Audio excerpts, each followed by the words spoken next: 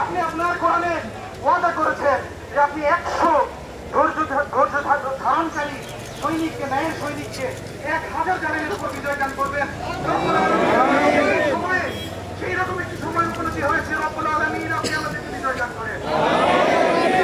নতুন একটি ঘর থেকে এই ক্যাম্পাসে আমরা সন্ত্রাসী ছাত্রলীগকে বিদায় করা হয়েছে এই ক্যাম্পাস থেকে, এই ঘরটিকে দিনের আলোতে পরিণত করেন, রব্বুল আলামিন আমাদের উপর দীর্ঘস্থায়ী করেন। ঘর আগের পর এক ঘোর অমাবস্যা কাজের পর আমরা এই ঘরের দেখা পেয়েছি, রব্বুল আলামিন এই ঘরকে হারাতে চাই না। আমাদেরকে তৌফিক দেন, আমাদেরকে বিজয়ী করেন। এই শহীদ ভাইরা আমাদের জন্য যাদের জীবন দিয়েছে তাদের জীবনের মর্যাদা রক্ষা করার তৌফিক দান করেন। মৃত্যুকে বৃথা যেতে দিয়েন না, আমাদেরকে সেই তৌফিক দান করেন। আমরা শহীদদের অবমর্যাদা করিনি, আমরা তাদের মর্যাদা রাখতে পেরেছি। রব্বুল আলামিন আমাদেরকে ন্যায়ের পথে অটুট রাখুন। নাসরুম মিনাল্লাহি ওয়া ফাতহুন করিব ওয়া বাশশিরিল মুমিনিন।